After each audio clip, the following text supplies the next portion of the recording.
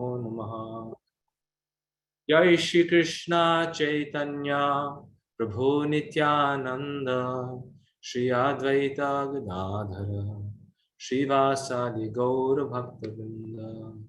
Hare Krishna Krishna Krishna Hare Hare Hare Rama Rama Rama Hare Hare.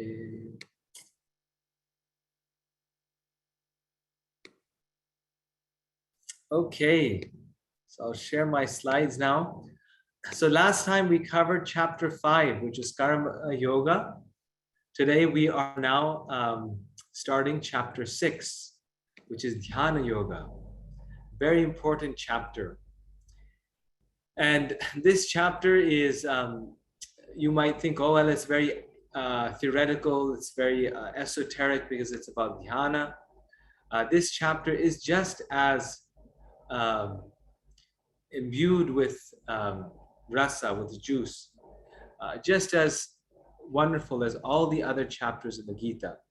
And we will see why the instructions given in this chapter are so wonderful, are so fulfilling, that one can just read this chapter and feel fully satisfied. So chapter 6, Dhyana Yoga. This is text 1. Krishna starts by concluding the previous chapter, very much like a conversation, right? When you have a conversation, you can you say something and then you conclude it, then you move on to the next topic. So Krishna's concluding here very nicely, and then going on to chapter 6. So text 1. Shri Bhagavan Uvacha Anashrita Karma Phalam Karyam Karma Karoti Ya Sasanyasi Cha Yogi Cha Na Niragnir Na Chakriya. Anashrita Karma Phalam Karyam Karma Karoti Ya Sasanyasi Cha Yogi Cha Na Niragnir Na Chakriya. Can all of you hear me clearly? Yes, Prabhuji. Very clear? Okay. Okay, if there's any problem, let me know.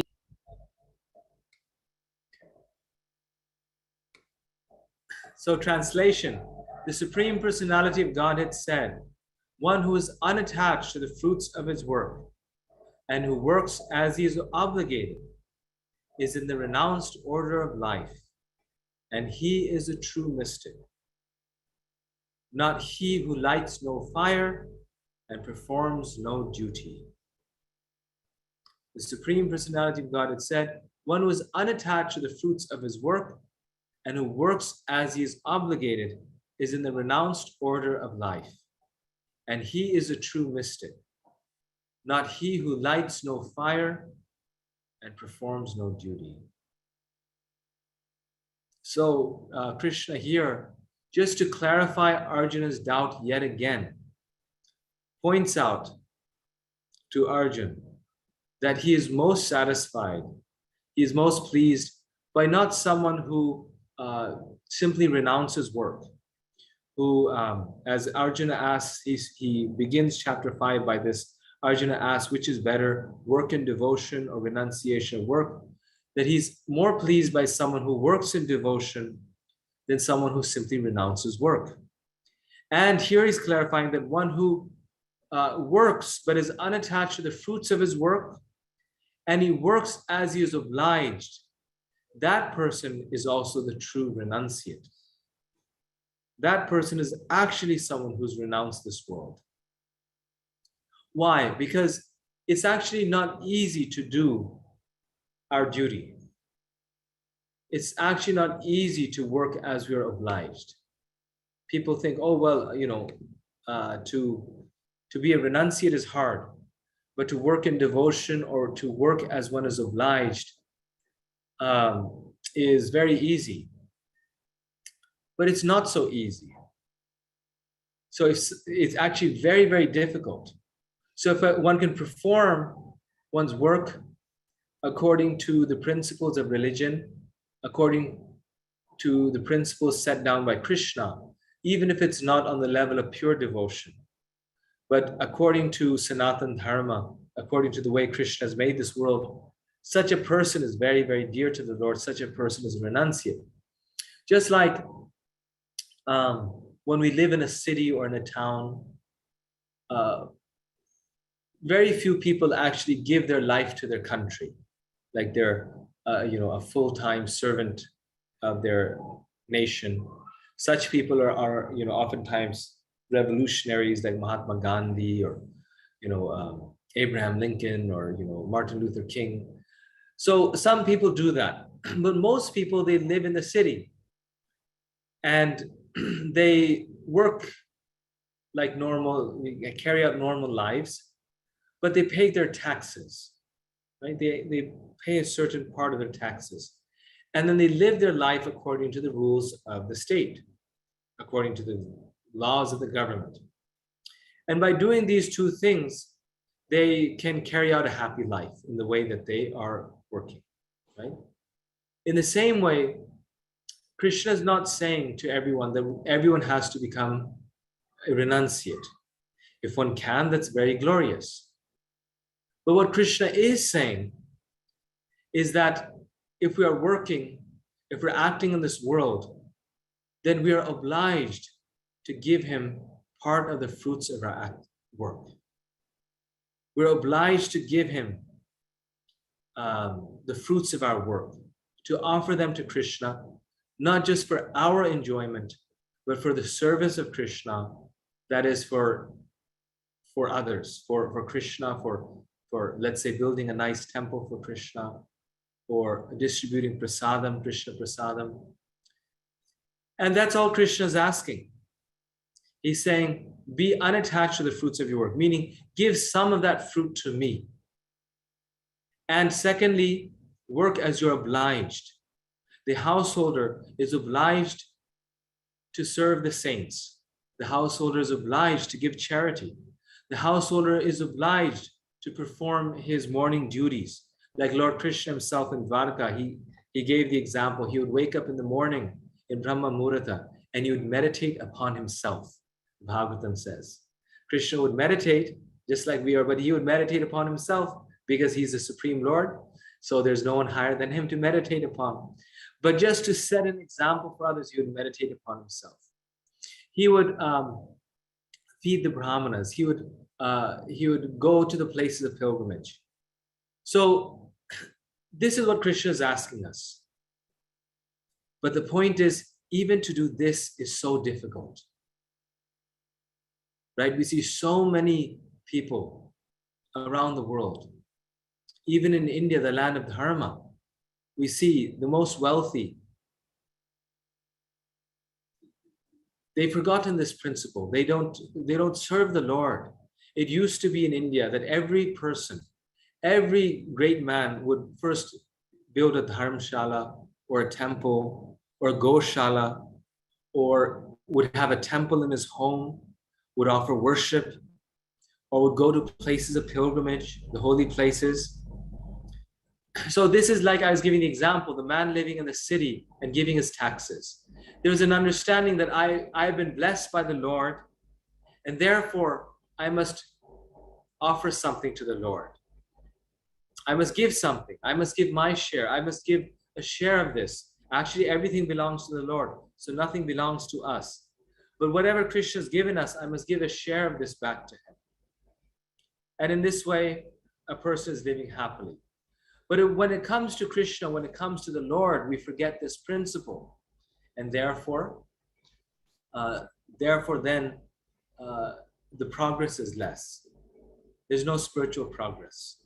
There's only, the meditation is only upon one's own self, one's own benefit.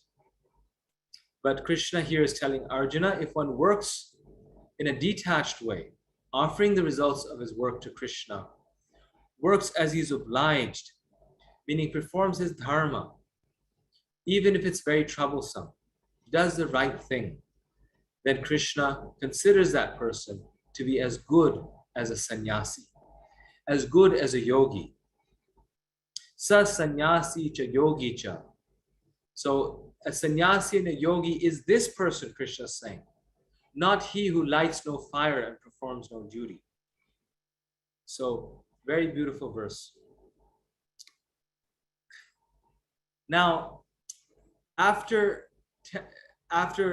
you could say confirming this process of karma yoga and describing that this karma yoga doesn't just mean performing karma, but it means offering the karma to Krishna.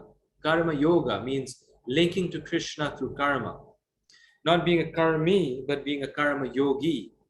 Then he says, then why in chapter 6 is he talking about dhyana yoga?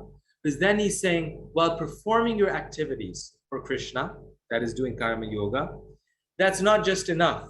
While performing your activities for Krishna, you also have to think of him.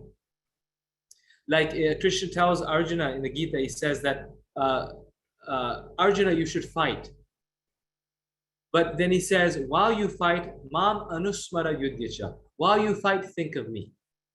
So it's not just enough that Arjuna fights. While fighting, he has to think of Krishna. And that purifies the soul. In the same way, while we are doing our different duties, while we are going to work, doing our job, doing our business, we have to always think of Krishna. During the day, we have to think of Krishna many, many times. Right? Just like this YouTube clip came up on YouTube, which said, if you think of something always, it means that you're in love with that thing, right? So they were trying in this talk to convince the people, if you're thinking of something always, then that's what you're meant to do, or that's the person you're meant to be. So follow your heart and follow your mind. Here, Krishna is telling us opposite. He's saying that the mind is very uncontrolled. If we're thinking of something all the time, but it's not good for us, we shouldn't think of that. But rather, yes, we should think of something always, but we should think of Krishna in love all the time. That is true yoga. One who has controlled the mind has achieved the result of all spiritual practice. So why do we perform active devotional service? We do so we can control the mind. But the way to control the mind is through the body and the words.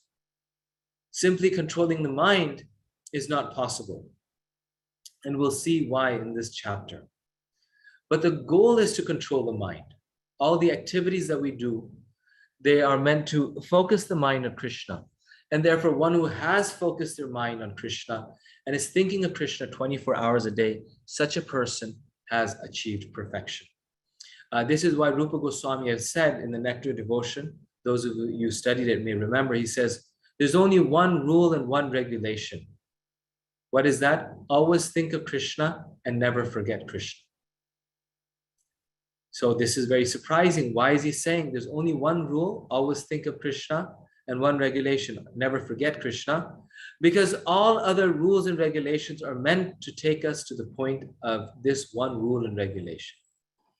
All the rules and regulations are meant to focus our mind on Krishna, so we never forget him. Just like, why do we cook for Krishna? Is then while cooking, we're thinking of Krishna. Why do we sing about Krishna? Because while chanting and dancing, then we're thinking about Krishna. So whatever we do, the idea is that our mind becomes focused on Krishna. And this is why when we chant, the most important thing is to think of Krishna. People say, well, how can I chant nicely? If our mind is somewhere else, then that's the biggest problem. Why? Because the goal of all these rules and regulations, that is chanting, is always to think of Krishna and to never forget Krishna. So the key to good chanting is to bring our mind back to Krishna, to actually meditate, to see where is our mind. All anxieties in this world, all problems in this world come from our thoughts. And very good, you could say, mental counselors, they'll say, and I've heard them actually, the PhDs in psychology, they will say that it's not our feelings that cause us pain. It's our thoughts that cause us pain. Because our thoughts are not the same as our feelings. They're two separate things. We think that our thoughts are the same as feelings. Oh, I'm feeling this, therefore I'm feeling bad. No, you're thinking something, therefore you're feeling a certain way. So they say that we must watch our thoughts. And this is even a non-spiritual principle. Since this is all about dhyana, this is important to tell this time. They say if you have negative thoughts, then you have negative feelings, and then you'll feel depressed. So it's not that you have negative feelings and therefore you feel depressed. No, you have negative thoughts, then you have negative feelings, and then you feel depressed. So if you change the thoughts, then that changes the feelings. If you have positive thoughts, then you'll feel better, and then you'll feel also happier. It is all the thoughts. And the best course of you could say, improving our mind, our mental health, they say, is to focus our thoughts on something positive, or just watch every single thought that we have. And this is also spiritual life. When we're chanting, the hardest thing is to focus our mind on Krishna. And therefore, chanting is very difficult, we say. But if we watch every thought, what am I thinking of? And while we chant, we always are thinking of Krishna. Then in our chanting, we'll feel the highest bliss, because the negative thoughts won't come in. We chant, but we feel unhappy, or we don't feel that bliss, because though we are chanting, our mind is going everywhere else, and that's pulling us down. So therefore, the Bhagavatam says, Savai mana Krishna padare vindayo. That simply by focusing the mind on Krishna, on Krishna's lotus feet, Ambarish Maharaj, great soul, he attained perfection. So Krishna clarifies this in the following text. And every single text of this chapter is absolutely amazing. So of course we have to read it ourselves. But in the class, I just cover a few things. So text 7, for one who has conquered the mind, the super soul is already reached, for he has attained tranquility. To such a man, happiness and distress, heat and cold, honor and dishonor are all the same. So in this world, we find so many problems, so many feelings that go through our heart, so much anger, frustration, or unhappiness, or pain. But Krishna is saying here that one who has conquered the mind, that person has reached the purpose of all the spiritual practices that we do. We do so much labor, we do this and that.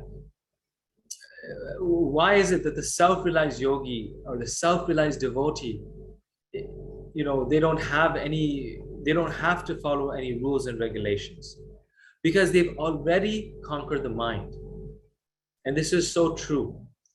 If you see these advanced devotees in our movement, if you conquer anger, lust, greed, they manage so many things, but they're so relaxed. You think they don't work. A person actually only must be lazy. But actually they're not lazy. It's just life becomes so easy for them. Because all of a sudden, they're not striving for things. They're not hankering for things. They're not lamenting for things. They're not angry or vengeful. And it's very difficult. I mean, I'm saying these things. I haven't reached that stage myself. Everyone knows this who knows me. But the point is, it's possible to reach that stage. And when we do, all the results of spiritual practice are already achieved. And this is Uddhava Gita also. In the 11th canto of the Srimad Bhagavatam, this is the same thing that Krishna tells Uddhava. That all pain actually resides in the mind. And to such a person who's controlled his mind, happiness and distress, heat and cold, honor and dishonor are all the same. They have no pain. Again, why? Because their thoughts are focused on Krishna. So then, the next big question is, okay, well then how do you control that mind? And that's the thing that Krishna tells us in this chapter, that controlling the mind is not about an artificial practice of focusing our mind on a black dot or trying to artificially keep it as a vacuum. Only a stone does not have desires. Only a stone can be empty. Real focus of the mind is focusing it on Krishna. Then automatically the mind is controlled. right? Just like when we watch a very wonderful movie, a fully engaging movie, then you notice all of our present pains go away. And this is why movies are so popular. Because by becoming absorbed in a movie, we forget our honor and dishonor, happiness and distress in this world. Very scientific. So people feel happy at that time. But the moment the movie's over, the problems start again. So now imagine if our mind is focused on Krishna, if every thought that we have is a positive thought and a thought in love for Krishna, then all the honor and dishonor, happiness and distress is gone. But we shouldn't get frustrated because it's, again, easier said than done. By the practice of bhakti, by the active practice of devotional service, by the practice of bhakti yoga, we become the perfect dhyani. And this is why all bhakti and dhyana yoga are so connected. Because again, this is possible. We can reach it, every single one of us. But through Krishna's will tell us practice and detachment. By regular practice, we attain this stage. Now, you might also have experienced a dream. I experienced one just last night. And in this dream, I kept on losing my phone. This is a true dream. I kept on losing my phone. And my dream, there's all this anxiety. Where's my phone? Where's my phone? I lost my phone. And then the moment I woke up, it's like all the problems went away. I was so relieved. Okay, found my phone. No one's hurt. Everyone's together. Like all these, these dreams come, senseless dreams. But the moment I woke up, all the problems went away. Same thing in this material world. That we have so many problems, anxieties that give us anxiety at every moment. But the moment we wake up from this dream of material life and we come to spiritual life, then we realize all the problems go away. And this is why Srila Prabhupada mentioned that Krishna consciousness is the real solution. Because one solution is to solve the problems in a dream. In the dream of our life, we can go and try to solve every problem. But another solution, which is so much more simpler and actually the real solution, is just to wake up, to realize that I don't belong in this material world. And therefore, all these problems are actually related with my illusion of being such and such in this material world. If I remember my spiritual identity, if I remember my spiritual nature, if I remember the place to where I belong, the spiritual world, then automatically all these problems go away. Just like in my dream, I was being dishonored. I was in anxiety. It's such a big problem, right? But the moment I woke up, I came to to my normal senses. There's no honor or dishonor. There's no problem. In the same way, once we come to the spiritual world or the spiritual consciousness, we realize that none of this honor and dishonor means anything, doesn't mean anything. And that is the perfect state of tranquility. That is the real state of the dhyana yogi. In text 8, a person is said to be established in self-realization and is called a yogi or a mystic when he is fully satisfied by virtue of acquired knowledge and realization.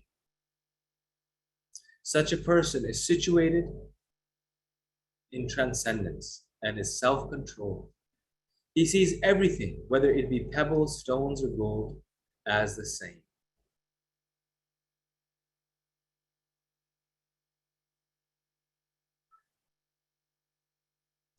So again, Krishna's clarifying here that dhyana yoga is not just a matter of artificial meditation for half an hour every day. What is this real dhyana yoga? It's seeing everything to be part of Krishna, and therefore everything to be the same. This is all the energy of the Lord. And Krishna clarifies this even more in text 9. He gives us practical solutions to our practical problems. He gives us practical guidance. A person is considered still further advanced when he regards honest well-wishers affectionate benefactors, the neutral, mediators, the envious, friends and enemies, the pious and the sinners, all with an equal mind.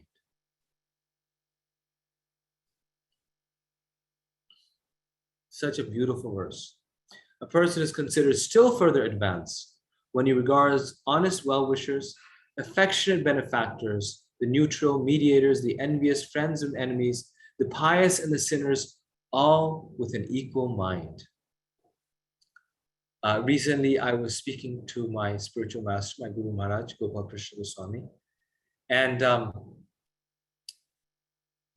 he was mentioning how, he said a very amazing sentence. He said how devotees often perform service for many years, but they have not made much spiritual advancement if they don't know how to treat other devotees.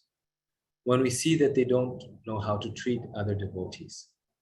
So this is actually the higher stage of devotion, of bhakti yoga.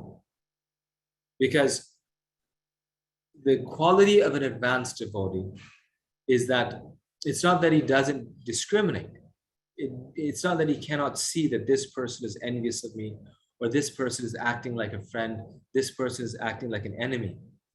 But he regards them and he deals with them all with a calm and equal mind, with a sober mind.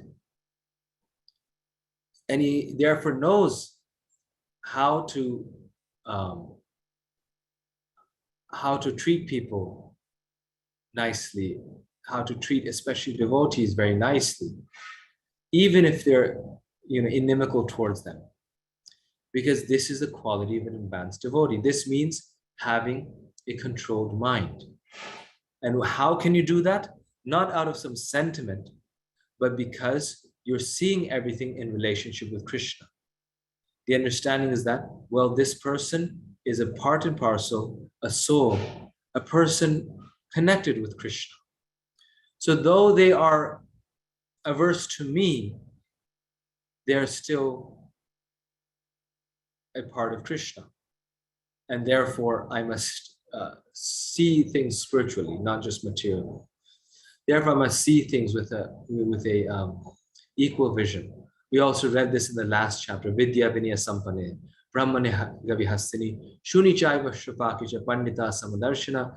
In the last chapter, Krishna saying the same thing, that he says the true Pandit is one who sees with equal vision a cow, a Brahmana, a dog, and a dog eater.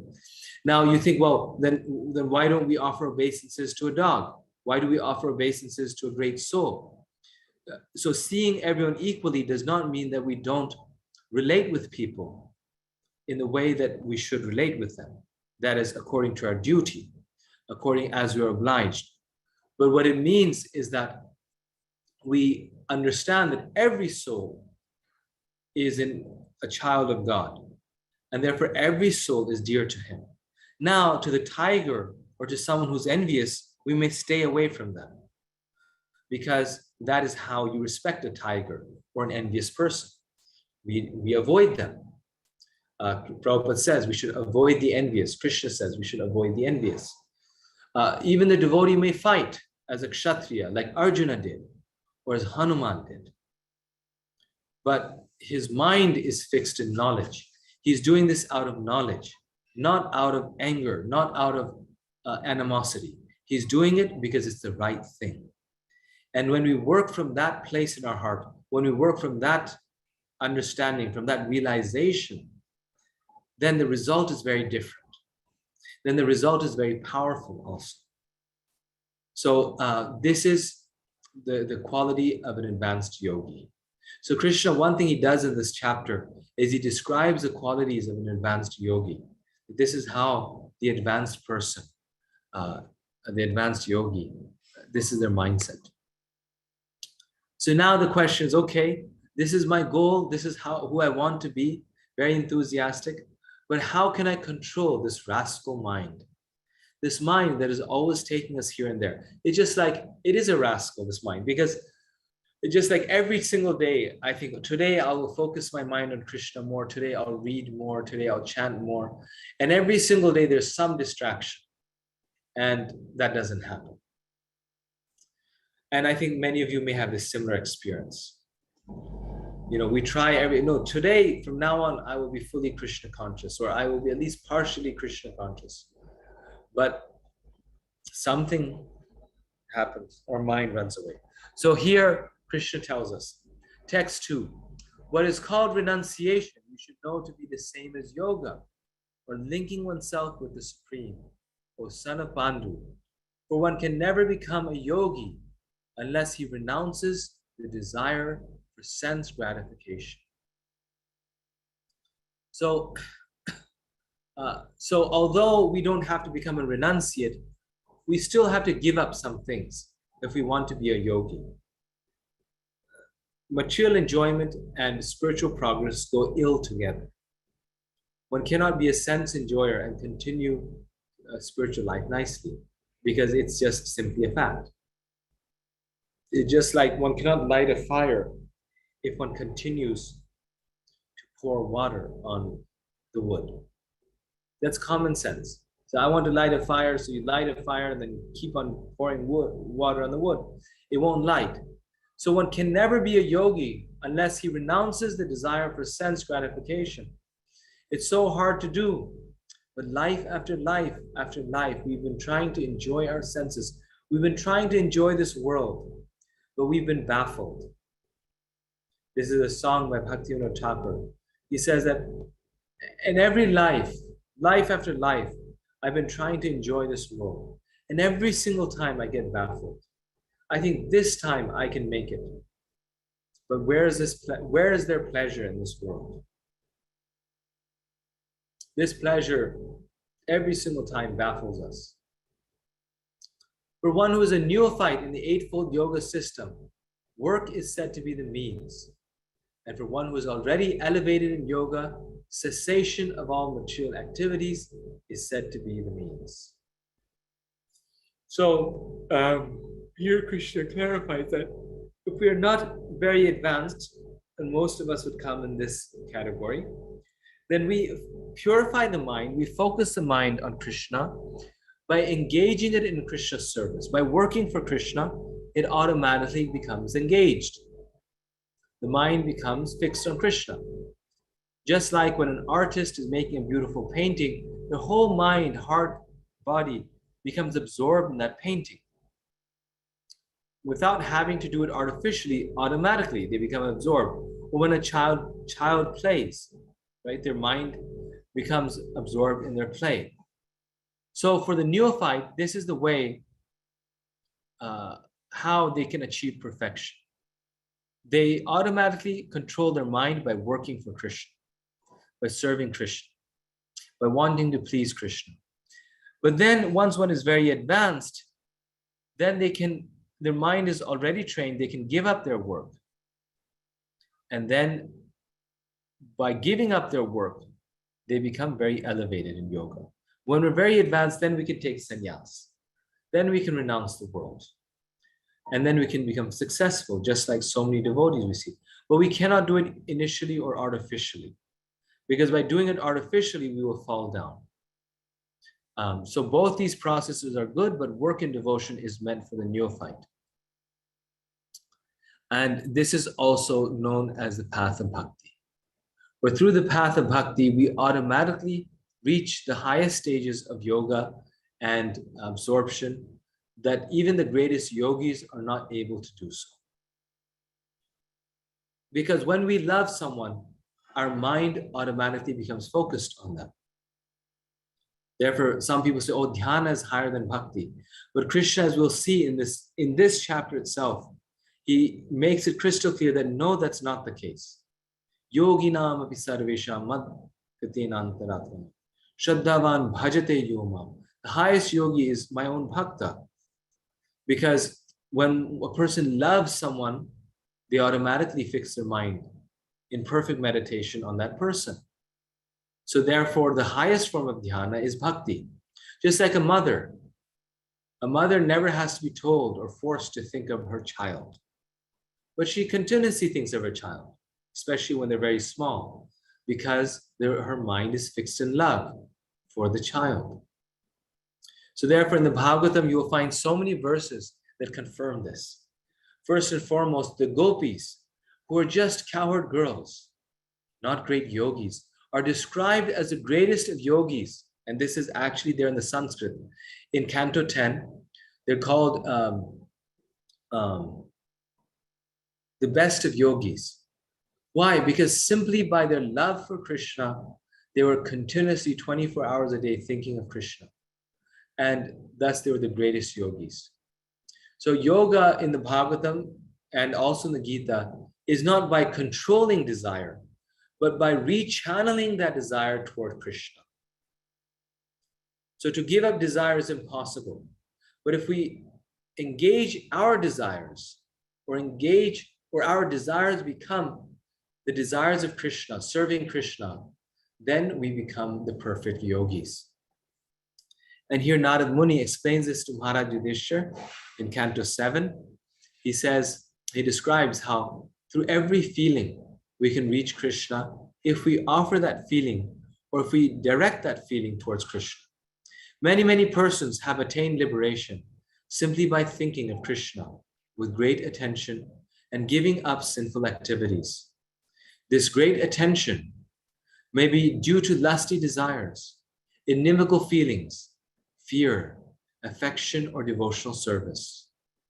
I shall now explain how one receives Krishna's mercy simply by concentrating one's mind upon him. So in this world, people are very lusty. In the Gita, Krishna says, it is lust only, O Arjuna, which is the all-devouring sinful enemy of this world. So we are so lusty. Men are lusty after women. Women are lusty after men, and other combinations are there. People are lusty after so many things. So that is natural. But if we direct that attraction, that lust towards Krishna, then our life becomes perfect. Otherwise, that same lust pulls us down. And the prime example of this is the gopis. They saw Krishna as a young boy, but because they loved Krishna, because their hearts, minds, and souls were focused on Krishna, therefore they were completely purified, and they became the greatest devotees of the Lord. Similarly, inimical feelings can also be purified if those inimical feelings are directed towards Krishna. So you might say, oh, this is odd. How is this? No, even if we think of Krishna inimically, we don't like Krishna, we will still be purified. Not liking Krishna or becoming angry with Krishna is still better than not thinking of him. Ignoring Krishna, not thinking of him, that's the worst, because then we don't get purified. But even the demons became purified because they were constantly thinking of Krishna, even if it was inimical. Fear, Kansa became purified by fearing Krishna. He knew Krishna's killing me, so all the time he was in fear, thinking, what is Krishna doing? Who should I send to Vrindavan now? And that fear of Krishna purified him. Affection, Mother Yashoda is there, or devotional service. All the devotees, all of these different devotees become purified by focusing their mind on Krishna in these different ways.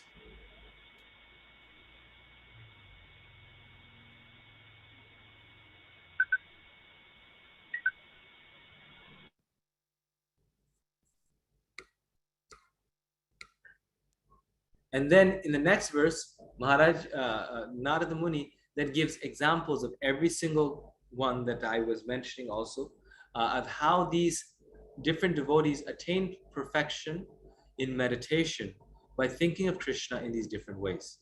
My dear King Yudhishthira, the gopis by their lusty desires, Kansa by his fear, Shishupal and other kings by envy, the Yadus by their familial relationship with Krishna, you Pandavas by your great affection for Krishna, and we the general devotees by our devotional service have obtained the mercy of Krishna.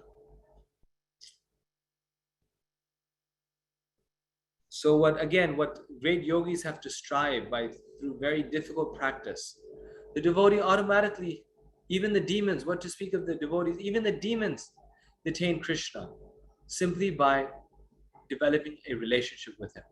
Like Putana, she came to kill Krishna, but because she offered her breast like a mother to Krishna, Krishna made her into his own mother. So, by any form of a connection with Krishna, one becomes purified and one's mind becomes focused on Krishna. So, the beginning stage that Krishna was speaking of in this verse is called the Yoga Ruruksha stage. This is the stage in which we have to work for Krishna and focus the senses on Rishikesha, on the master of senses, who is Krishna.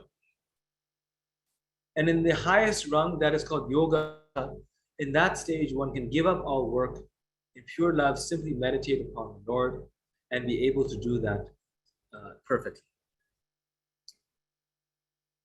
So now, actually, in text 10 to 27, after giving us these fundamentals, after telling us how we should love Krishna, and that is the highest form of meditation, then Krishna describes the eightfold practice of the Patanjali Eightfold Yoga system, but he transforms it in the service of bhakti. So while Patanjali's yoga system teaches yoga and that yoga is without content, so you meditate, but the object of meditation is not so important. But in this case, the same yoga process is there, but the object of meditation is Krishna. And therefore, that yoga practice is approved by Krishna and described here. Just like, people meditate on their iPhones, people meditate on their cars, people meditate on so many things. So just because they meditate doesn't mean they become great yogis. Right? The scientists, they meditate on the atoms and their work all the time. So many people are meditating. Why don't they become great yogis? Because the content of their meditation is not right. So why do we think when we come to spiritual life that if we meditate on a black dot or we meditate on a light, that all of a sudden we will become great yogis? Even the moth meditates on the light and enters into the light of the headlights of a car. Do they become a great yogi? No. One becomes a great yogi when one is meditating, but not just meditating, but meditating on Krishna. So these are the Eightfold Yoga path. The first four stages are about kind of more physical ones, simple ones. The first one is the yamas, different rules that the yogi has to practice. So today's yogis think that they can do anything they want as long as they do the physical exercise, they're yogis. But no, there's no yoga system, including Patanjali's system, that says that our life doesn't have to be compatible with our spiritual practice. No, if we are drinking alcohol, our practice of yoga will not be successful. If we are, eating meat, our practice won't be successful. So there's different rules, yamas, different things we need to do in our life, and there's niyamas or regulations. What's the difference between a rule and a regulation? Rules are things that we do, regulations are things that we don't do.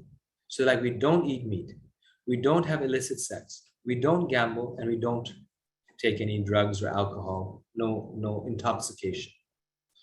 So those are regulations. Rules are we rise early in the morning, we keep the body clean, we try to bathe 2 or 3 times a day. These are different rules. So first and foremost, one has to follow different rules and regulations. One has to purify one's existence, one's day-to-day life.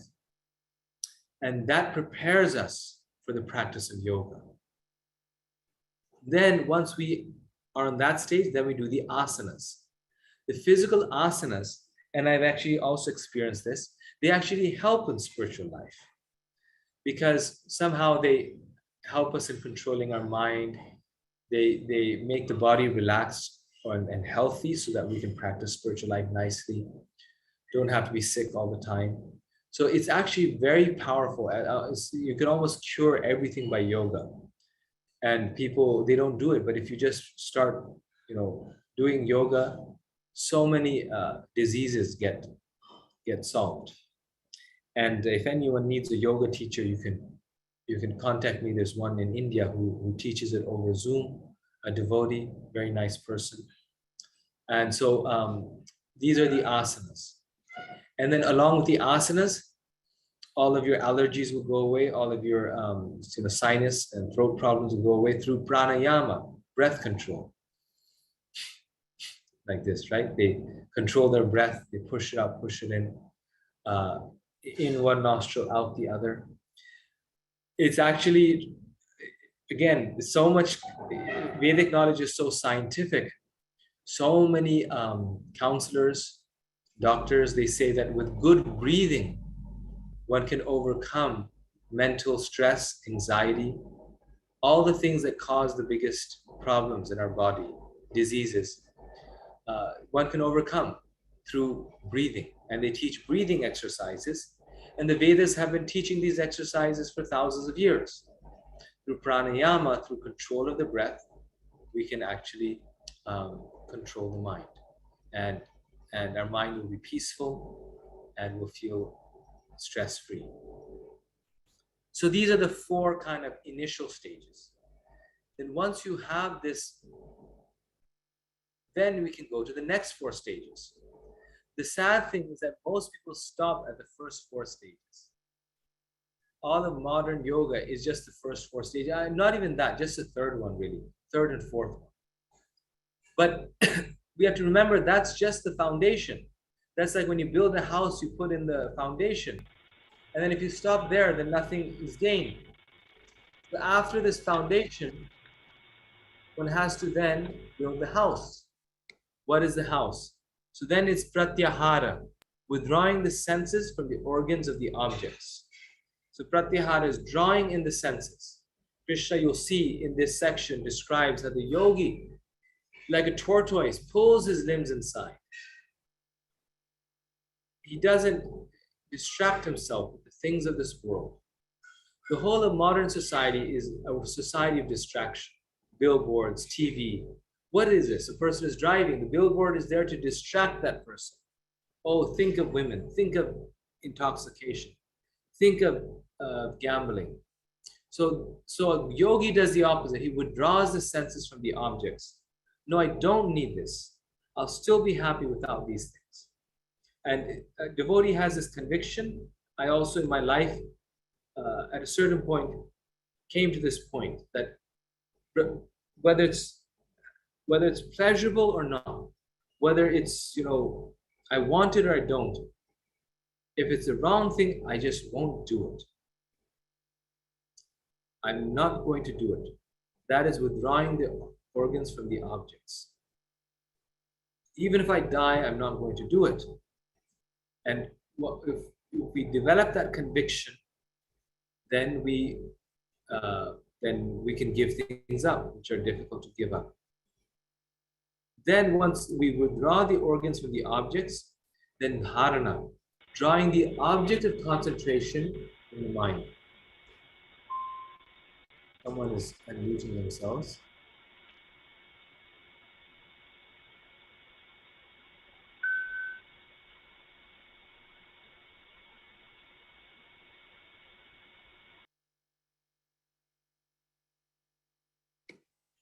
Okay, so this is called pratyahara. So this is then called dharana, drawing the object of our concentration. So once you withdraw the organs from the things that distract us, then the next stage of yoga is, then our mind is, we're not being distracted. Then the thing that we do want to focus on, very scientific, very logical, that we draw in. So now I'm not going to be distracted by material things, but what now? A vacuum needs to be filled in. Otherwise, you cannot maintain the vacuum. So then you bring Krishna in. Then you draw the object of concentration in the mind. So this is when we say, okay, I'm just going to think of the holy name of Krishna. I'm just going to hear the sound vibration. Dharana, I'm going to fix this in my mind. When a good student is taking an exam, they forget about everything else, and then their only object of concentration is that exam. Same thing with the devotee. The devotee forgets everything else and focuses his mind on Krishna. So first brings Krishna in. And then once bringing Krishna in the mind, then dhyana. Then one meditates upon Krishna. In the Bhagavatam, so many great devotees are also yogis. And when they meditate on Krishna, then tears of love flow down their eyes. So this meditation is not something dry and boring. You sit in a lotus position for hours and hours until you need to go for knee surgery. Right? There's many people, they do a lot of meditation. Buddhists, I have one friend, one professor friend. He was a Buddhist for a very long time, and he would sit for hours and hours and meditate. And then after that, he had to go for knee surgery because his knees got locked. So that is not meditation, so painful and dry. No, tears of love are flowing down the eyes of the devotee. That is true dhyana. You want to meditate on the Lord. Even you're working, you're meditating. You don't have to stay in one position, but one can be walking, chanting, dancing, singing. But in love, the devotee becomes fully, attracted to the Lord. And then when that attraction becomes very strong, then there's samadhi, complete absorption in the object of meditation. And in that point, one sees the Lord within one's heart or face to face, just like Dhruva Maharaj saw the Lord, just like the Pandavas were seeing the Lord. That is the state of samadhi. So this state, Queen Kunti, in her prayers to Lord Krishna, she describes as Gange Vaudhamudannati. She says, let my mind flow to you like the Ganges flows to the ocean. So the Ganges, when it rushes to the ocean, if you go to the Himalayas, where it starts from, the current is so strong because it's coming down the mountains. It's so strong that no one can even bathe in the river. If you even put your leg in it, you'll be thrown down. Then no one will ever see you again. It's so powerful. If you throw a semi-truck into it, you won't see it. I mean, that's the amount and the flow of water. This is not an exaggeration. And it's rushing down. Even if you go to Mayapur, the Ganges is so strong that even if you go 2 feet inside, you won't find the base. Many people drown in the Ganges for this reason. And you go through, look very calm, but there's a huge current. The Ganges is the biggest, the most powerful river in the world. So, I mean, the world has so many rivers. The greatest river in the world is the Ganges, because the greatest mountain range is the Himalayas. The tallest mountain is Mount Everest. Everest is part of the Himalayas. So naturally, the water that they collect is the most amount. So the Ganges sustains hundreds of millions of people, and still there's water. There's no shortage. So, Queen Kunti is saying that my absorption in you needs to be like the intensity of the flow of the Ganges towards the ocean. No one can stop the Ganges. In the same way, samadhi is a state where no one can stop the mind from focusing on Krishna. Uddhava was actually a great mystic yogi. He was, this is why he was Krishna's minister. And when he went to Vrindavan and he met the gopis of Vrindavan, he declared to everyone. He went there to try to counsel them. But he realized that, who am I counseling? These are greater than me. He declared to everyone that their meditation on Krishna is the greatest, because though they try, they cannot remove their mind from Krishna. We as yogis, we try to focus on Krishna, but they are trying to forget Krishna, but they're unable to do so. And this is the power of love, right? In all the yoga studios, the yogis are trying to meditate on something, But at home, the mother, she's always thinking of her child, and she cannot keep her mind off of her child. So who is a greater meditator? The mother at home has attained a higher position than the yogi in the forest. Why? Simply because of love. She loves her child so much, she cannot stop thinking of the child. And the yogi in the forest is trying so hard to think of God. Why is it so easy for the mother? Because the mother is thinking out of love. Similarly, the greatest yogi is the devotee, because they are approaching Krishna out of love. So this is Srila Prabhupada's purport to text 23, where he summarizes this very nicely. By practice of yoga, one becomes gradually detached from material concepts. This is the primary characteristic of the yoga principle. And after this, one becomes situated in trance or samadhi, which means that the yogi realizes the super soul through transcendental mind and intelligence without any of the misgivings or identifying the self with the super self. Without any of the misgivings of identifying the self with the super self. So one becomes absorbed in oneness with Krishna in love, but one never thinks that my Atma is the same as God, that I am God.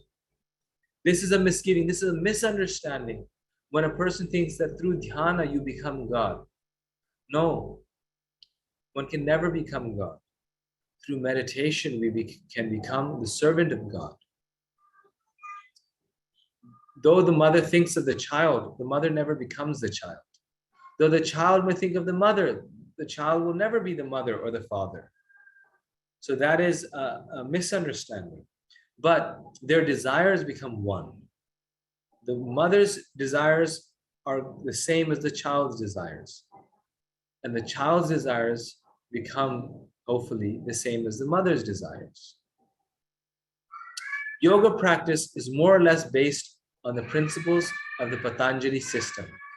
Some unauthorized commentators try to identify the individual soul with the super soul, and the monists try this, and the monists think this to be liberation, but they do not understand the real purpose of the Patanjali system. One second, I'm just going to close the door. There's some.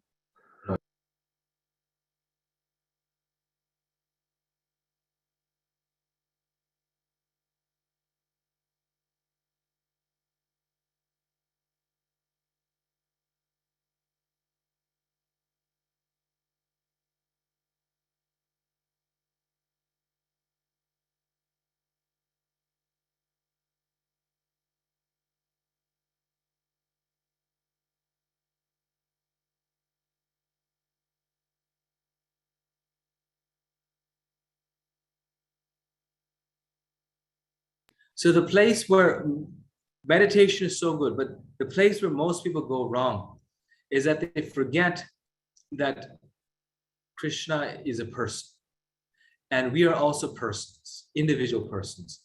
And no matter how much we meditate, we cannot become one. For their individuality is eternal. This the Upanishad state. Nityo nityanam chetanas chetananam. Eko bahunam vidadhatikam. So the nityas always remain nitya. So this is pretty much a summary of what I've already said. The yamas, the rules are that Krishna mentions in this chapter: go to a secluded place. Regulate one's eating and sleeping, work, recreation. Krishna says one who eats too much or eats too little cannot attain spiritual perfection. One has to regulate all these things.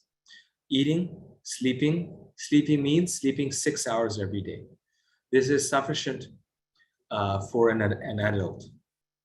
Work, we must work, but not work too much or too little. If we work too much, no time for spiritual life. If we work too little, will always be an anxiety. Where was my food coming from? And recreation, who can say what is regulating recreation? This is a Krishna saying recreation. So this means now I can, play tennis, be a sports star, go to the what is it, the Disney World, go to these water slides, this that. So what is regulation of recreation? Our acharyas actually tell us this. Anyone want to guess?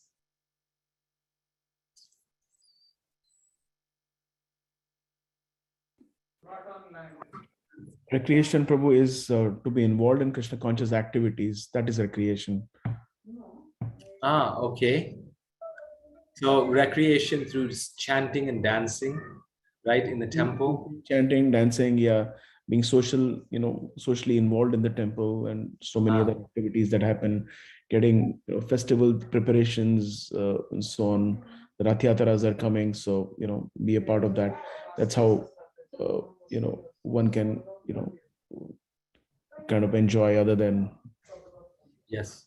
Yeah. So what you're mentioning is true completely. And this is also the way of, so to say, engaging recreation in Krishna service, or this desire for recreation in Krishna service. Yes, this is how to engage our enjoyment propensities in Krishna service. Now, in this verse and in this context, what Krishna is referring to is like, yes, we engage everything in Krishna service, but there's also a certain amount, right, that we do. So what he's kind of referring to is physical activity for good health, right? Recreation means, in this context, in terms of the Sanskrit, like, sports, things like that. So Srila Baladev, I think Vishwanath Chakravarti Thakur or Baladev Vidyabhushan, now I forget.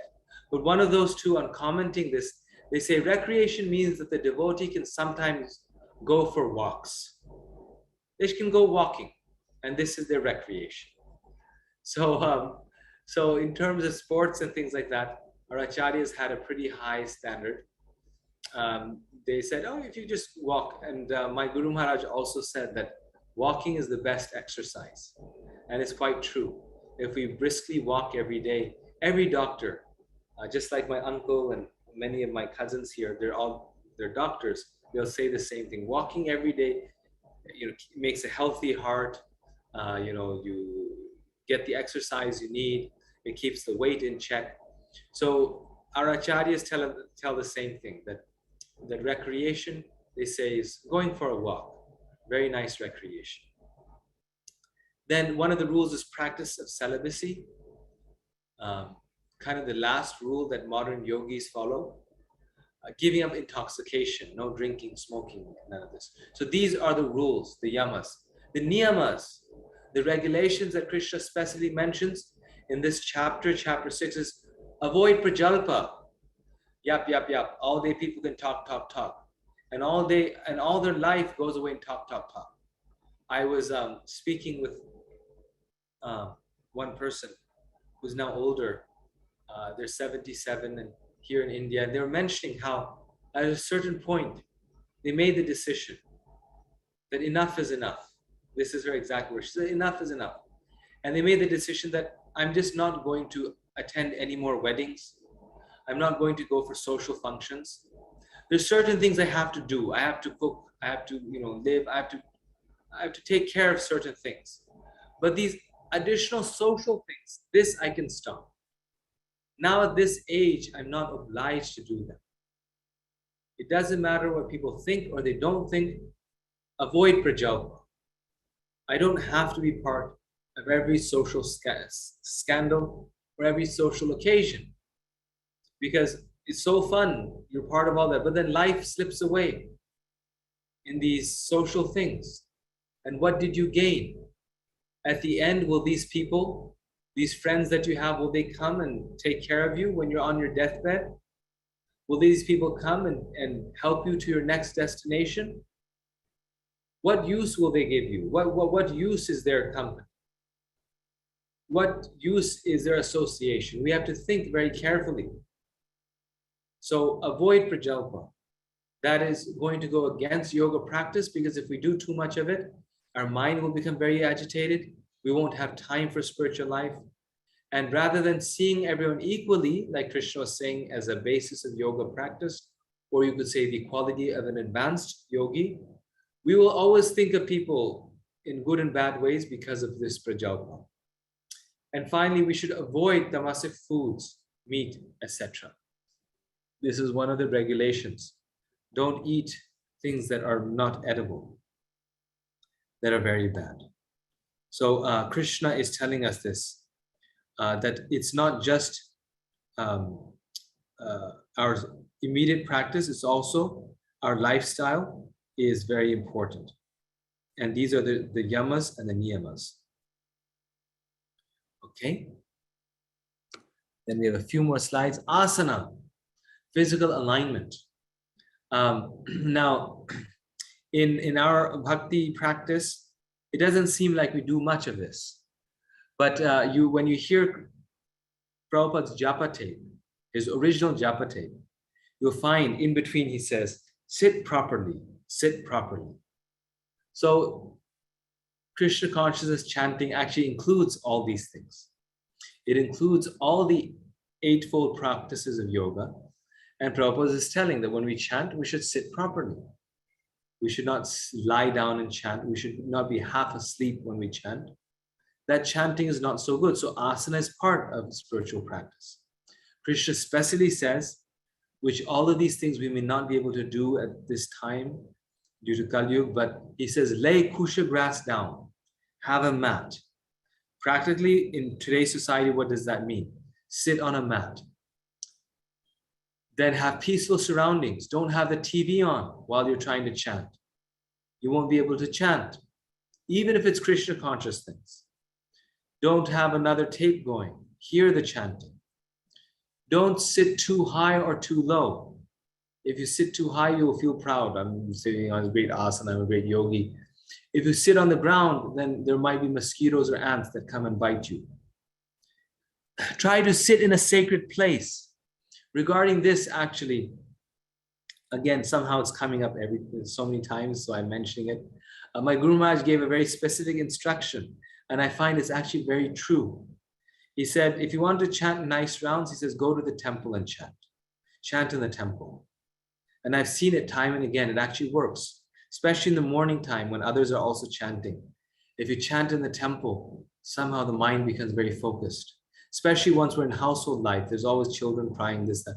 But if we can get away and go to our sacred place, our sacred space, it may be a temple in the home. Best is if we live near the temple, we can chant in an actual temple. If we chant in a sacred place, our chanting will be nice.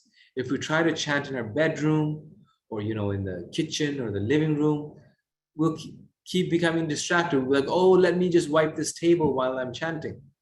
Let me make the bed while I'm chanting. Or oh, I forgot to put the clothes in the laundry. So the place also makes us distracted or focused. So if we're in the temple, there's nothing else other than Krishna and Krishna's picture, then our mind will be more focused, natural. This is asana. The place where you're sitting is also asana. Then Krishna says, see the tip of the nose. Why? Because if we close the eyes, we'll fall asleep. If we open the eyes, we'll be distracted. And so to keep us focused, Krishna is saying, focus on the tip of your nose, which is actually very hard to do. It gives me a headache. But closing the eyes is not recommended. So many people, they meditate by just closing their eyes. But I actually went to this meditation center, and this is a true story. I'm not lying to you. And in this place, everyone was closing their eyes. And halfway through, they would start snoring. Actually, like 20 to 30% of people will fall asleep. So next to the meditation room, they had some beds. And they would literally, pull these people out and put them on a bed. So, oh, good, your meditation is working. You fell asleep. That was the result, the highest point of their meditation, that they weren't able to sleep because of so many material problems. So at least the meditation was putting them to sleep. But that is not the goal of meditation. The meditator should not sleep. Rather, they should wake up. The Vedas say, Jagrata, Utishta, wake up, sleeping soul. Experience higher spiritual pleasure. not just negation of material anxiety by sleeping, but rather spiritual pleasure. Wake up. And then one can sit on a deer skin. Now, it should be noted that this deer skin was not by killing an animal, but when the animal naturally died, they would take the skin and put it on the ground and sit on it. Now, why did they use deer skin? Who can say, why did the yogis and gyanis use deer skin? Why not, cotton rug, or why deer skin? Hare Krishna Prabhu, actually it... So they don't get attached to cotton, and they don't want to be attached to anything. Okay. So they don't get attached. Yeah, Prabhu, second reason is it keeps the bugs and mites and rats and snakes, everything away. That's why they use deer skin. Yes, there's something about the deer skin or tiger skin that these things, then the snakes and the insects wouldn't come and bite them. When you're sitting in the forest, this is a big problem. So this is very scientific. Like that. Pranayama, breath control, controlling the breath, inward, outward, balance the breath. Many yogis, teachers will say 8, you count till 8, breathe in, breathe out, count till 16, something like that. And then pratyahara, withdraw sense organs from the objects. So draw the senses in, we talked about that. Dharana, drawing the object of concentration in the mind, focus on Krishna. Dhyana, meditate on Krishna more and more. And then samadhi, complete absorption in the object of meditation. So these are the different stages of meditation.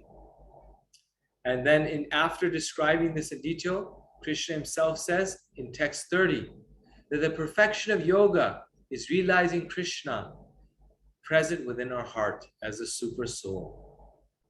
Text 30, for one who sees me everywhere and sees everything in me, I am never lost, nor is he ever lost to me. So the highest perfection of yoga is not just meditating on Krishna, but wherever we see Krishna. And therefore Prahlad Maharaj was the highest yogi, because when his father asked him, is Krishna in this pillar? He said, yes, he's there. Because he was seeing Krishna everywhere. Not in a sentimental way, but in a real way.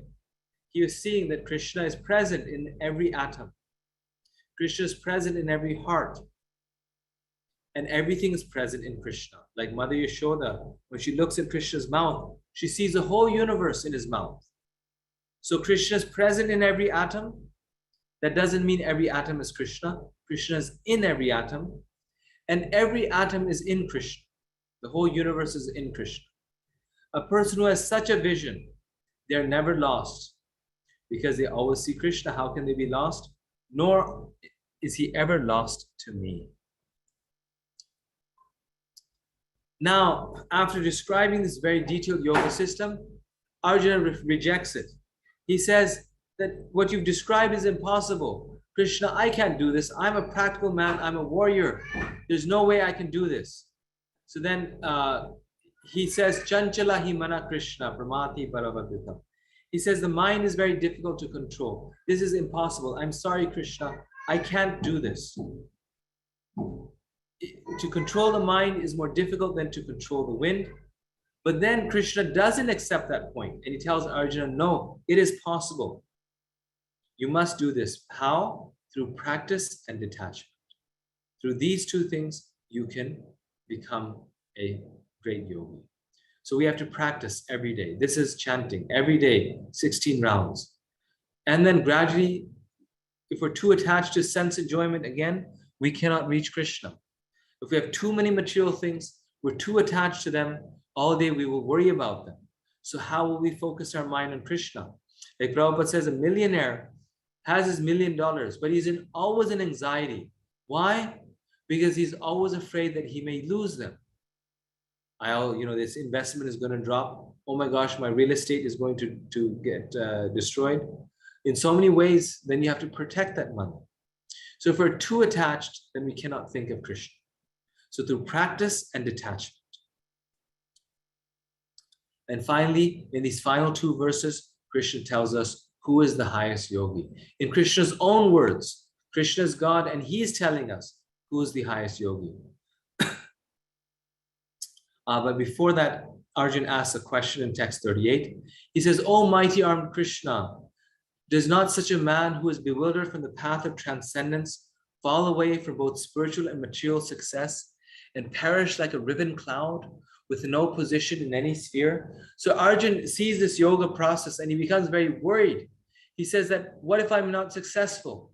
What happens to the unsuccessful yogi? And to this, Krishna responds, the Supreme Personality of God has said, "Son of Pritha, a transcendentalist engaged in auspicious activities, does not meet with destruction either in this world or in the spiritual world. One who does good, my friend, is never overcome by evil." So even if we're unsuccessful, we will never meet with destruction. Rather, we start from where we left off in our next life. And as I mentioned before in other points, in other classes, here also Krishna is making the point that a person who's a yogi, and even if they're unsuccessful, they're still better than someone who is a materialist, who never tried. Like it said, it is better to be a failure in spiritual life than a success in material life. So you see someone is very successful, rich man, and you think, oh, that person thinks, just see these poor Vaishnavas, so many problems in their life. My life is better. No, because a devotee, even if they're unsuccessful, they're still glorious.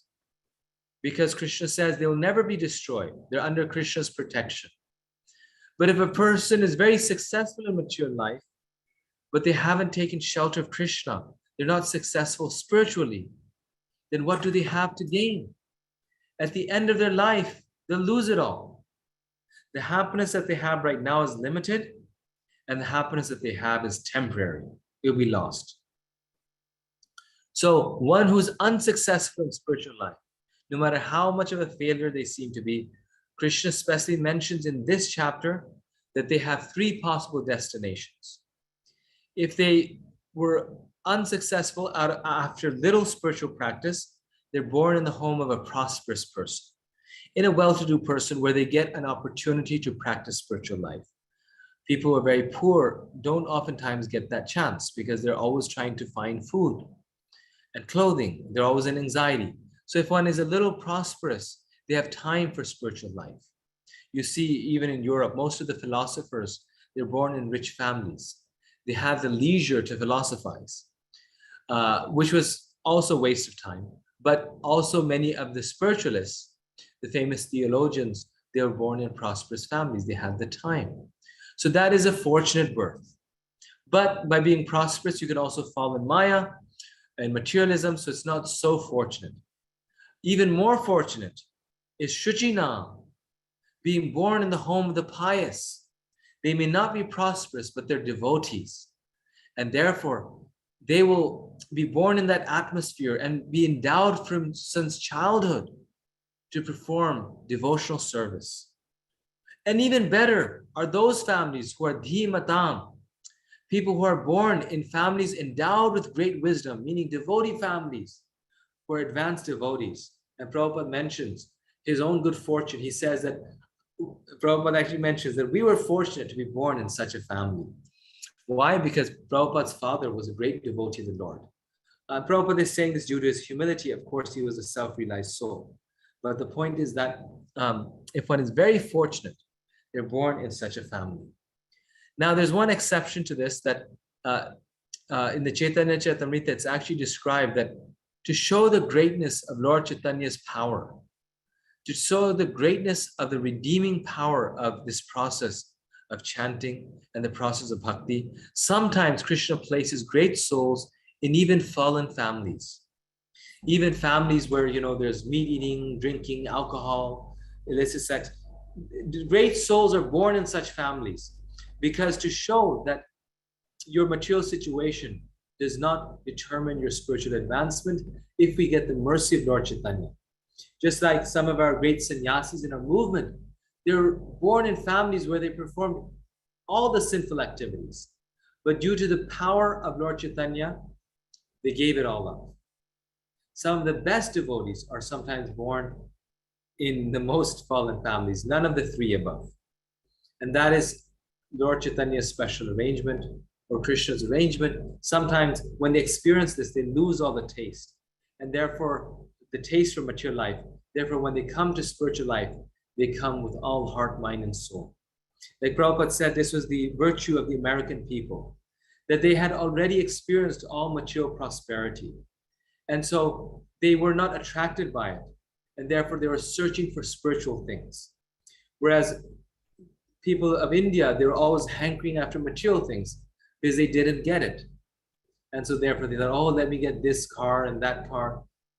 Let me get what's in the West. And until they get that, their mind is still fixed on that. But in the West, they already have it and they know it doesn't give happiness. And therefore they're ready for spiritual life. So the example of someone being born in a low family, but very elevated, is none other than Haridas Thakur. And Prabhupada mentions this in the purport. The famous example of this was presented by Lord Chaitanya, who accepted Thakur Haridas as one of his most important disciples. Although Thakur Haridas happened to take his birth in a Muslim family, he was elevated to the post of Namacharya by Lord Chaitanya due to his rigidly attended principle of chanting 300,000 holy names of the Lord daily. Hare Krishna, Krishna Krishna, Hare Hare. Hare Rama, Rama Rama, Hare Hare. And because he chanted the holy name of the Lord constantly, it is understood that in his previous life, he must have passed through all the ritualistic methods of the Vedas, known as Shabda Brahman. Unless, therefore, one is purified, one cannot take to the principles of Krishna consciousness or become engaged in chanting the holy name of the Lord, Hare Krishna. So Prabhupada mentioned, anyone who's chanting is the best of the yogis, is the best of the brahmanas. And because they're chanting in this life, we must understand that in their previous life, they had already fulfilled all these things. So they're not ordinary souls. Devotees are not ordinary souls. So we have to deal with them very carefully. Be they our family members, we have to deal with them very carefully because they're not ordinary souls. Sometimes we are associating with them, so we become familiar with them. But if anyone is chanting Hare Krishna, they were great souls. They are great souls because they're engaged in the highest form of meditation, which is meditation on the name of God. And in their past life, they must have performed great penances. They were unsuccessful, and therefore in this life, they are having the opportunity and they are chanting Hare Krishna Mahamantra. So we should never judge a devotee by their birth. We should never think, oh, he's not born in a good family, so therefore he's not a good devotee. No, it's a great sin. It's a great sin because anyone who's chanting, doesn't matter where they're born, they're very advanced spiritually. Okay, you can read the qualities of a great yogi in text 24. They're very determined, and Krishna tells Prabhupada gives the example of the sparrow. But because we're short in time, I won't go in detail, but please do read this and read this story. It's a great story on determination, how every person can reach Krishna if they're determined. And then in the final verses, Krishna talks about the topmost yogi, the yogi who takes not the ascending process, but the descending process. The ascending process is where by one's own strength one tries to reach the Lord, like the monkey who tries to hold on to his mother. The little monkey, when he's a baby, he holds on to his mother, and when the monkey jumps from place to place, he's holding on for dear life. And sometimes he loses his grip because he's a little monkey. He doesn't have much strength and he falls. But the descending process is where the cat holds the kitten by the neck, and therefore the kitten never falls. Very safe. You see so much anxiety here? No anxiety here. They have very tough skin here. The cat holds on to the kitten. That's the process of bhakti. That is bhakti yoga, also yoga, but by Krishna's mercy. Krishna is holding us. Krishna is carrying us. We don't have to reach him by our own strength. So that is the topmost yogi, which Krishna says here, A yogi is greater than the ascetic, greater than the empiricist, and greater than the fruited worker. Therefore, O Arjuna, in all circumstances, be a yogi. Remember, not just 8 to 9 in the morning. In all circumstances, every moment, be a yogi. And then who is that yogi? Yoginam api sarvesham madgatenantaratmana shraddhaman bhajate yomam sameyukta tamo mata. And of all the yogis, the one with great faith, who always abides in me, thinks of me within himself, and renders transcendental loving service to me.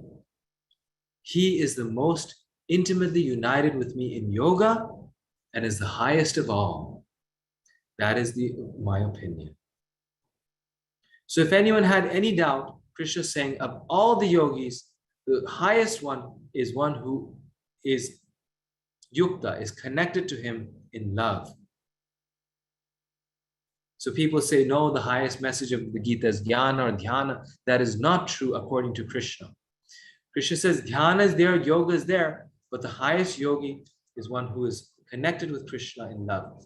And so if anyone challenges you, you can find this verse and you can tell them that bhakti yoga is the highest process. And Krishna actually says this of all processes. So here he's saying for yoga. In another place he says for jnana, bahunam janmanam ante jnanavan mam padyante. In another place he says Brahma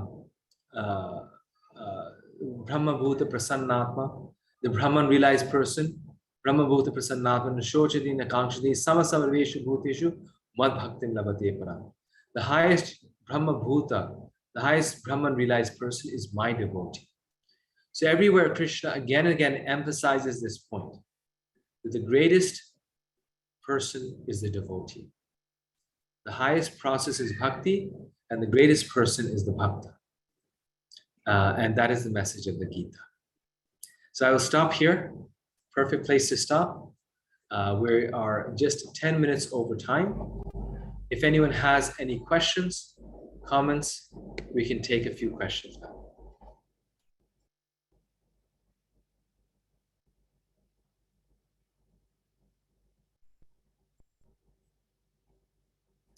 You can raise your hand and then we just take it in order, or unmute yourself. Yes.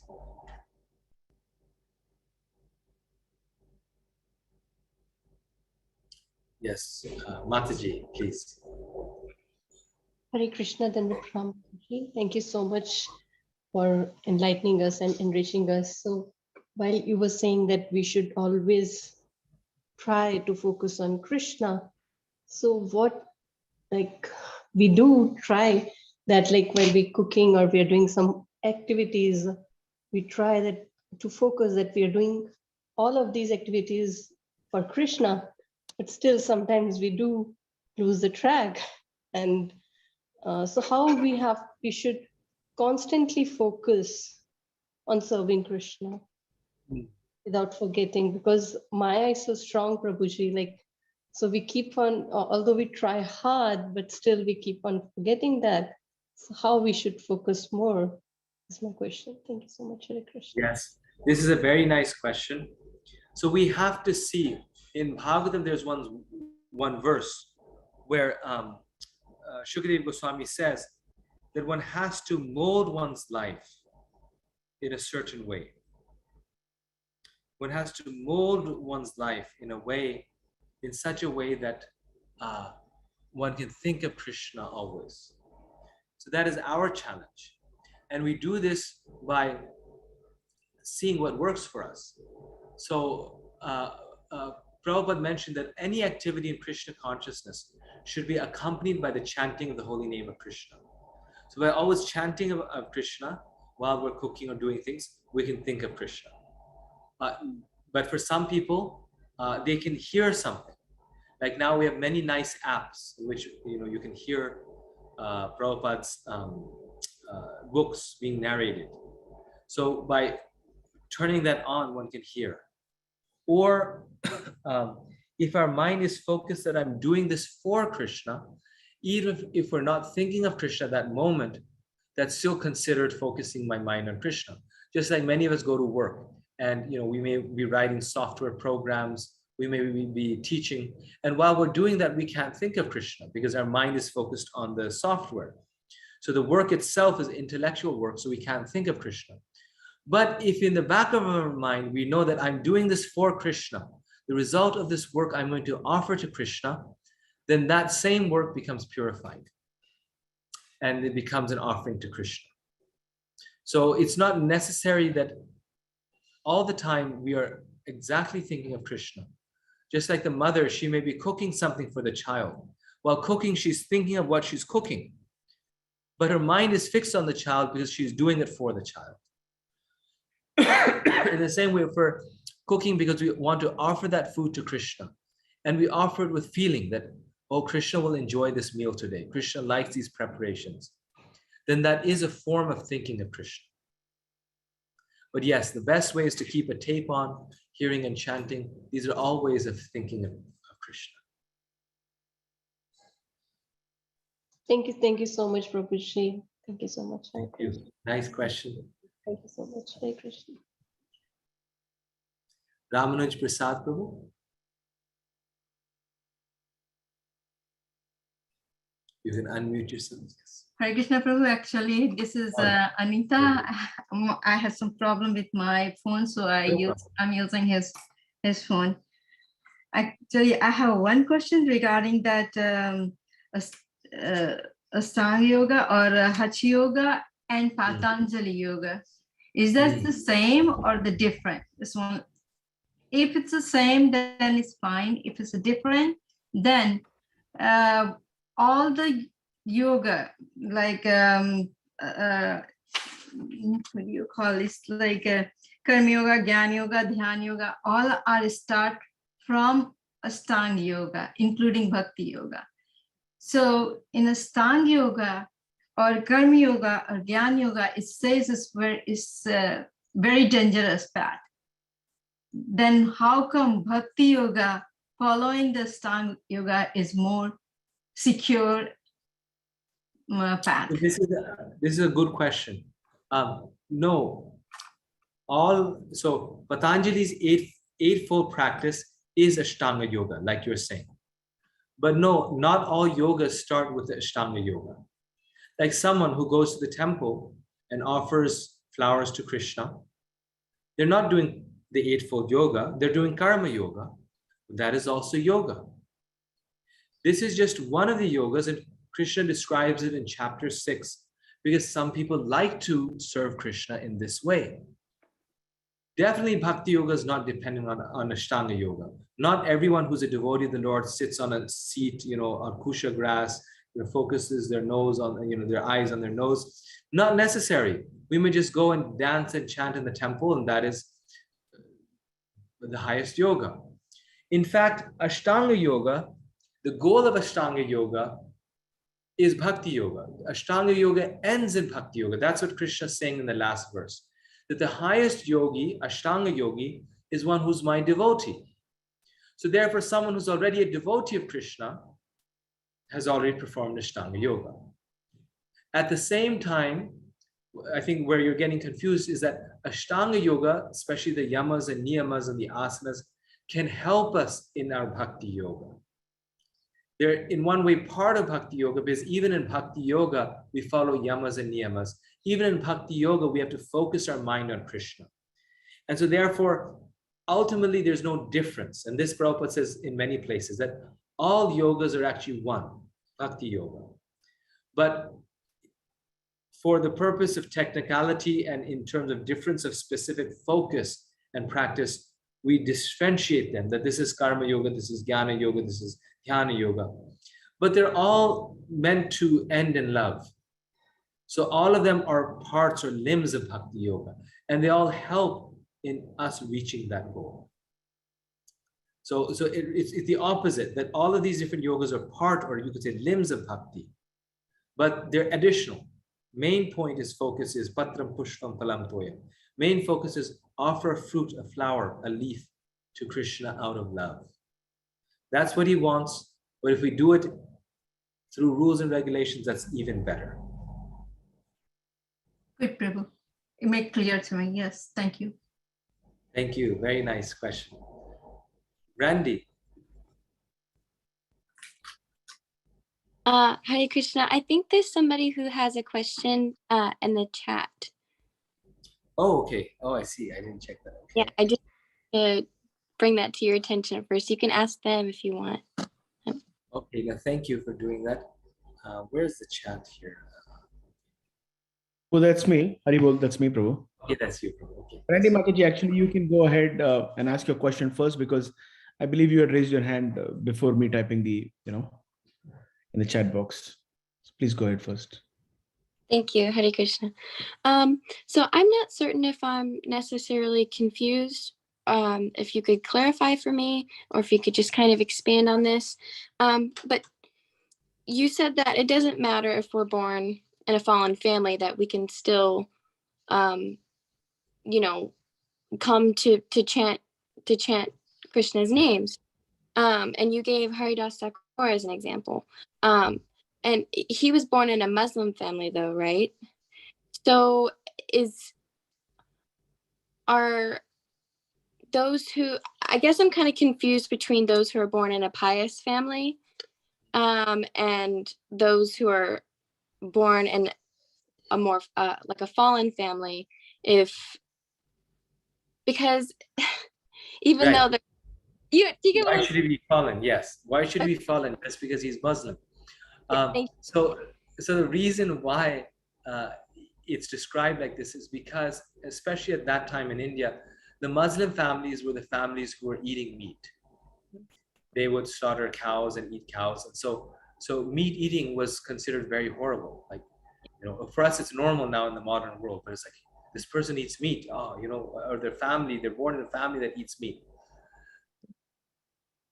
Here is that Krishna is saying that an unsuccessful yogi gets the privilege of having a head start, because they start from where they left off. So they're born in a situation where their spiritual life is already cultivated.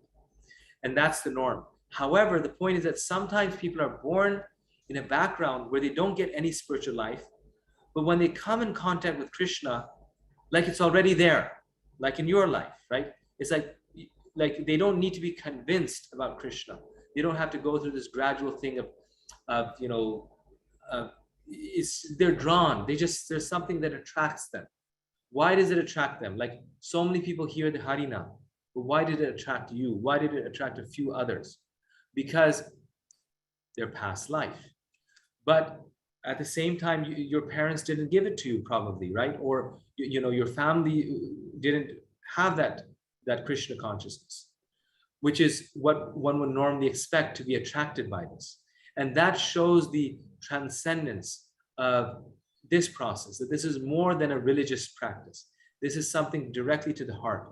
This is Lord Chaitanya's mercy, that wherever one is born, by his mercy, one can get attracted, or one's past attraction immediately becomes awakened, because on the practice of devotion, material considerations of birth are not important. So I understand that point, but also, is it better to be born in a family that is practicing some form of love of God, and they may still do very fallen things like eating meat? Isn't it still better to be born in a family like that than one who's eating meat but doesn't have any sort of faith? Like, not necessarily, because some people are born in devotee families and they're less spiritually serious than people who are not born in any spiritual atmosphere. So ultimately, it's how much we personally are carrying with us that really determines that. The family helps. Family, what you're saying is true. If we're born in a Christian family or Muslim family that's very devotional, their devotion becomes imbued. And you see this in many devotees, like Radhanath Maharaj. He was born in a very pious Jewish family, and he mentions how his parents' devotion actually taught him great lessons in spiritual life. This is in his book, Journey Home. Not that his parents were the cause, but he appreciates them, and he says that they taught me great lessons. So these things can help. But you find so many devotee children, they're born in the best devotee families, but because they get it, they don't value it. And then years later, then they'll come back to spiritual life. Other people, they don't get any spirituality in their childhood, but they value it when they come in contact. That helps a lot. Thank you. Thank you for clarifying. Nice point. Thank you. Anandaya Prabhu. Hare Krishna, Prabhu. So, Prabhu, for my benefit, and I guess for the benefit of devotees on this call, if it's all right with you, I just wanted to ask you, how do you practice, or, you kind of if you can, tell us how your day is structured, like, from the morning till you kind of go to bed. How do you practice Krishna consciousness? Well, those who know me, they'll know that I'm a very bad example. So I don't know if it's worthwhile. But the main thing is that one thing that I've experienced is that it changes as our stages in life and change. It change. So like when we're single, then it's so much more easier. But when we have small children, things change a lot. And it's like this tornado going through the home, like the small children, they're up all night, they're crying, they're all these things. So the key thing is being very practical, but having certain fundamentals that never change in our life. That's the key thing. So whatever time we wake up, we should be early in the morning, but whatever time we wake up, the first thing that we do is chant. We try to chant as many rounds as we can. The first thing that we do is our morning program, Sansara Dava prayers, however quickly we want to do it, but we do those prayers. Those prayers are very powerful. Like Jayananda Prabhu, who was a great devotee, he was sometimes working all night on the Rath Yatra cart. He had no time. But devotees noticed this about him, that as soon as he woke up and he got in the car and he didn't have a minute, San Francisco Rath Yatra happening in 4 days. He would work round the clock, and still he was trying to meet that deadline. But the moment he would get in the car, he would start saying the Sansara Dava prayers. He would do Nrisingha prayers, Tulsi Puja. He did the morning program that Prabhupada set. Be it in the car, be it 8 in the morning, but he would do it. Same thing with chanting. Many people, especially in the modern world, they wake up and the first thing they do is they start checking their phone, or they talk with family in India. We can do that in the evening. We wake up in the morning, the first thing we do is we bathe and we chant. So these things, doing the morning program, bathing, doing the morning program, chanting, first thing in the day. But sometimes we can't even do that, right? The children are crying. We have to go and cook. First thing we have to do, especially maybe the women, they feel the children are crying. They can't wait an hour for us to finish.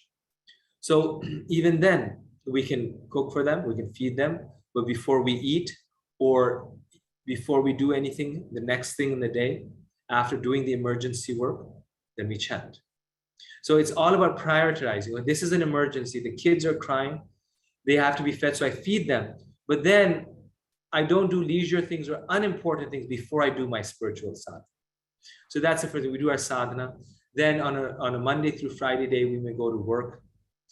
Then in the evening when we come back, something very nice to do is to do kirtan.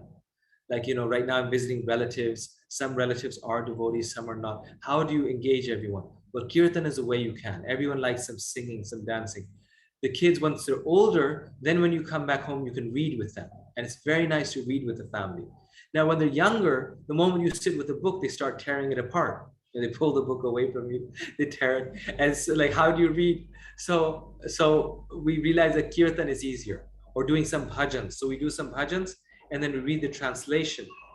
So that much time they can wait before they explode again. So, but kirtan, they get engaged, and then we read the translation, and then we start singing again. So the idea is, like Prabhupada was saying in these verses, that always being engaged in Krishna service. Maybe our best time in reading may be at work, because it's our only time when we get away from we get some peaceful time. So in between we can read. One thing that I stopped doing, and I miss it, and it was so nice before, is like in between when you get tired, you just chant. You chant, on your beats. So the time that we're, when we get tired, we tend to go on the news. We start checking the news or this or that. And I started doing this, and I caught myself, no, before what I used to do is when I get tired, then I start chanting. And that's kind of your break. And then you can get back to work again. And then on the weekends, then always going to the temple at least once a week. Like sometimes even we're like, oh, we have so much to catch up, we won't go. But if you somehow go, wonderful things happen. We meet devotees, we remember something, some wonderful pure devotees visiting, like a great sadhu, and we get their association. We should always be connected, at least once a week, going to the temple. We must go to, that's the holy place. We must somehow make it to the temple. So that spiritualizes our weekend. Maybe doing a home program once a week, that's even better. It has a very powerful impression on the children. Not in addition to the temple, not even better, but if we can do it in addition to that, that's even better. So it really depends upon capacity and our stage in life. But certain fundamentals in our life should never change. And that is, we never compromise on our chanting and our hearing and our reading. And we try to do that first thing in the day, and then everything else follows. Thank you, Prabhu. Thank you. Thank you. I'm sure your example we should hear. You're doing so much preaching there and developing such a nice community in Bergen County, along with the other devotees there. So I sometimes wonder how your family does all this and take Bhakti Shastri also. So yeah.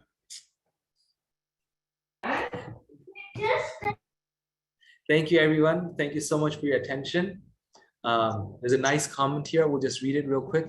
This was an excellent suggestion for me because when I get tired, I turn to the news, even devotional news or devotional things on my phone. But moving forward, I am going to turn towards my japa when I'm tired rather than decompressing with my phone. This is a comment by Rama Devidasi. This is so true. Mataji, thank you for this comment. As devotees, we often spend 4 to 5 hours on our phone every day. And you know, the feature on the phone tells us, you know, it tells us how many hours we do. And I'm shocked. I'm like, I spent 5 hours on the phone today. And it's all the Ukrainian war, this, that in between we're looking. Of course, some of it is devotional. We have to do it, like connecting with devotees or just answering phone calls that you have to.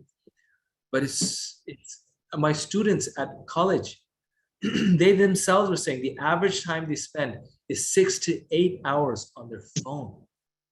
And this is why there's so much depression now, so much mental anxiety, because you don't get any work done then. First and foremost, there's no work done. And it's all in between, 15 minutes gone, 15 minutes gone, 20 minutes gone. So yes, this is a great art. Keep it away. And also something that really helps me, because I have all mental work and computer work as a professor, is hearing Prabhupada's books rather than reading them, because I somehow find reading hard after days of like that.